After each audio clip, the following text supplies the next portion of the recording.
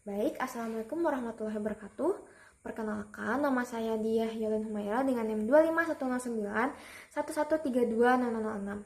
Jadi di sini saya akan membahas salah satu materi yang cukup menakjubkan bagi saya dari beberapa materi yang saya pelajari, yaitu tentang fisiologi otot jantung dan siklus jantung. Yang mana semakin saya pelajari, semakin kagum saya terhadap si jantung ini. Yang mana jantung ini merupakan organ kecil yang ukurannya hanya sekepalan tangan manusia, tapi dia itu mampu bekerja tanpa henti sepanjang hidup manusia, bahkan saat kita tidur, istirahat, maupun tidak sadar sekalipun. Jantung ini tetap bekerja secara teratur untuk mempertahankan kehidupan kita.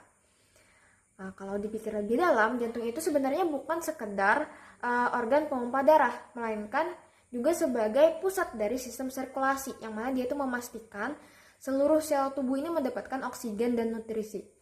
Dalam 1 menit, jantung orang dewasa itu rata-rata berdetak sekitar 60-100 kali. Bayangin, dalam sehari jantung itu bisa berdetak 100.000 kali tanpa henti. Makanya hal ini membuat saya itu sangat kagum terhadap penciptanya. Baik, kembali ke materi. Jadi secara fisiologi, otot jantung ini juga memiliki sifat yang sangat unik dibanding otot lainnya, yang mana otot jantung ini dia tuh mampu berkontraksi secara otomatis tanpa harus diperintah secara sadar oleh otak.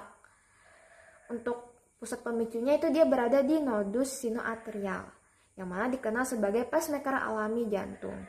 Kemudian pada titik ini, impuls listrik itu dihasilkan dan menyebar ke seluruh bagian jantung sehingga atrium dan ventrikel itu dapat berkontraksi secara terkoordinasi. Nah, menurut saya bagian ini sangat menarik karena menunjukkan bahwa tubuh manusia itu memiliki sistem kelistrikan alami yang sudah sempurna. Yang mana impuls listrik ini dia tuh bergerak melalui nodus sinoatrial menuju nodus atrioventrikular, lalu ke bundle of His, dan yang terakhir ke serabut Purkinje. Dan semua itu dia tuh berlangsung dalam hitungan detik, tetapi menghasilkan denyut jantung yang sinkron. Kalau satu saja sistem ini terganggu, maka fungsi pemompaan darah itu juga dapat terganggu. Selanjutnya kita masuk ke siklus jantung. Jadi siklus jantung itu terbagi menjadi beberapa fase. Ada fase sistol dan fase diastol. Untuk fase sistol yaitu artinya ventrikel itu berkontraksi untuk memompa darah ke seluruh tubuh dan paru-paru. Sedangkan diastol itu ketika jantung mengalami relaksasi sehingga ruang jantung itu terisi darah.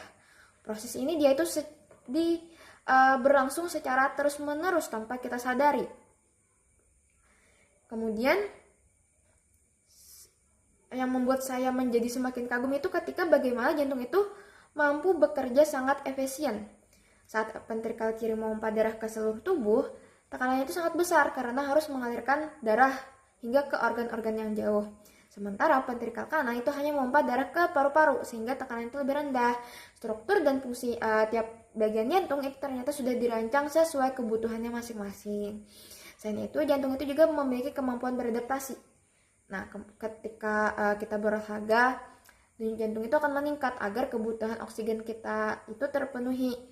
Sedangkan saat kita beristirahat, denyut jantung itu dia tuh akan melambat untuk menghemat energi. Semua pengaturan itu dia tuh dikendalikan oleh sistem saraf otonom dan hormon tubuh secara otomatis.